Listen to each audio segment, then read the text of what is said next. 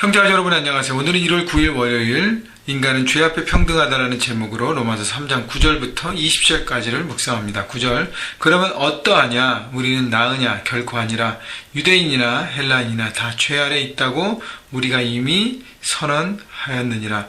자, 유대인이나 헬라인이나 다 죄 아래 있다는 것은 죄 앞에서는 모두가 다 평등하고 모두 죄인이라는 것이죠.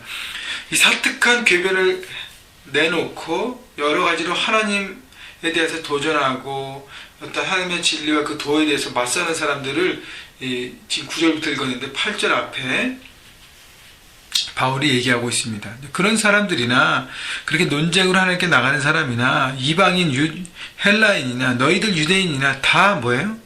죄 앞에서는 마찬가지라는 거예요. 모두 죄인이라는 것이죠. 많이 더럽고 조금 더럽고의 차이지 더러운 것은 마찬가지라는 것입니다. 유대인이기 때문에 선택받은 선민이기 때문에 헬라인이나 다른 사람보다는 좀 괜찮다가 아니라는 것이죠.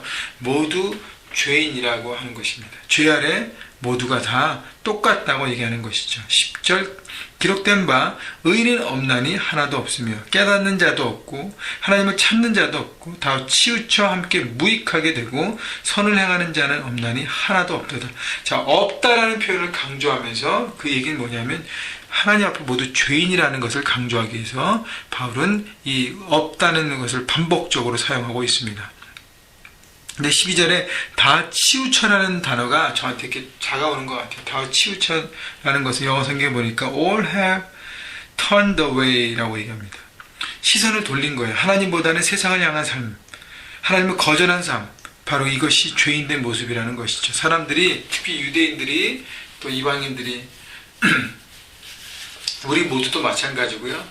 내가 원하는 건 내 뜻을 붙잡을 때고 그것을 향해서 나갈 때는 하나님을 등지는 것이죠.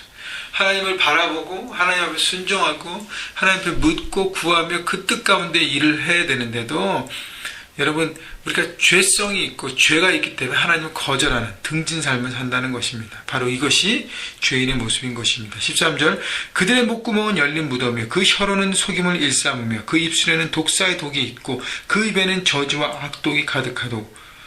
여러분 13절 14절 얘기는 다 반복되는 거예요. 말로 언어로 저지른 죄를 얘기합니다. 목구멍, 혀, 입술, 입에서 나오는 모든 것, 반복적인 단어로 표현하는 것은 우리 입으로 나오는 모든 것들이 바로 죄악이 많다는 것이고 우리는 말로 언어로 저지른 죄가 많다고 얘기하는 것이죠. 다른 사람을 말로 정죄하고 속이고 넘어뜨리고 하나님을 부인하고 불평하고 그 다음에 15절 그 발은 피 흘리는데 빠른지라 행동으로 저지른 죄를 얘기하죠.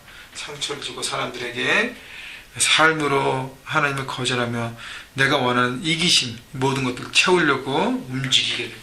그래서 우리는 언어로 행동으로 죄악 가운데 살고 있다고 얘기하는 것이죠. 16절 파멸과 고생이 그 길에 있어 평강의 길을 알지 못하였고 그들의 눈 앞에 하나님을 두려움이 없느니라 함과 같으니라.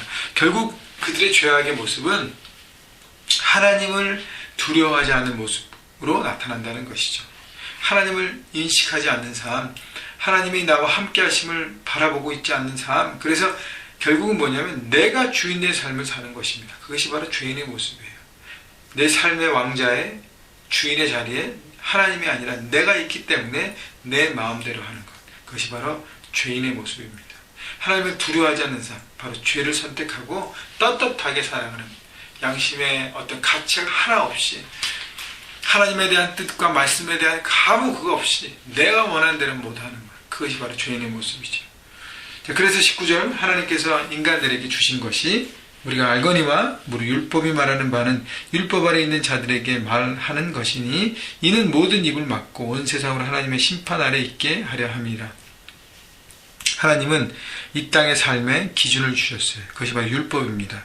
인간은 죄인이기 때문에 삶의 가이드와 하나님의 기준이 필요했기 때문에 율법을 통해서 그 하나님의 뜻과 생각을 깨닫게 하는 그 기준을 준 것입니다. 왜냐하면 우리 교통법규가 필요하듯이 하나님의 나라의 질서 가운데 살기 위해서는 율법이 필요했어요. 그래서 율법을 지켰는데 중요한 것은요.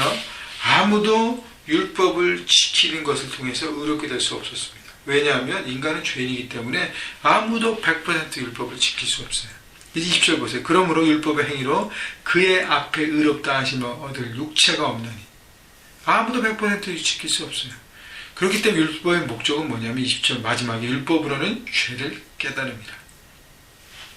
율법이라는 하나님의 가해를 통해서 내가 이것이 안 됐고 하나님께서 이걸 하라 했는데 못했고 이거 하지 말라 했는데 하고 있고 내가 안에 죄성이 너무 많고 내 이기심 내 것을 붙잡는 내 자아가 너무 크구나.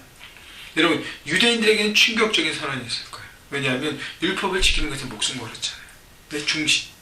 여러분 율법을 지킨다는 그것은 내 중심으로 뭔가 이루려고 하는, 내가 할 수 있다는, 내가 구원을 이룰 수 있다는 어떤 내 중심의 사고인 것입니다. 근데 율법은 아니라는 것이죠. 뭐가 돼야 돼요? 십자가의 주님을 바라보는 그것을 예견하고 있는 것입니다. 율법으로는 죄를 깨달을 뿐이지 율법으로는 구원받지 못한다는 것이죠. 인간의 죄를 해결할 것은 율법이 아니라 하나님 아들 통해서 우리에게 베푸신 십자가라는 것입니다. 여러분 오늘 말씀을 쭉 묵상하면서 우리가 깨닫고 선언해야 될 것은 나는 죄인이라는 것이에요.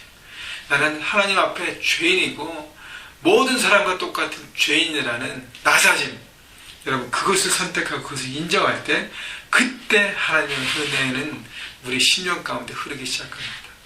늘 얘기하죠. 은혜는 높은 곳에서 낮은 곳에서 흐른다고. 내 마음이 낮아질 때 높으신 하나님의 은혜가 내 안에 흐르기 시작하는 것입니다. 여러분 오늘 하루도 내가 죄인임을 여러분 고백하시고 내가 용서받아야 될 죄인임을, 내가 하나님 고백하고 씻김받아야 될 죄인임을 고백하고, 그러나 거기에 자착하지 않고 십자가 은혜를 사모하고 주께서 베풀어 주신 그 용서와 그 은혜를 오늘도 경험하면서 고백하고 누리면서 주님 나는 용서받은 죄인이기 때문에 감사합니다 라고 인정하며 바라보며 오늘 하루도 하나님의 은혜 가운데 거하시는 여러분 모두가 되시기를 주님의 이름으로 축원합니다.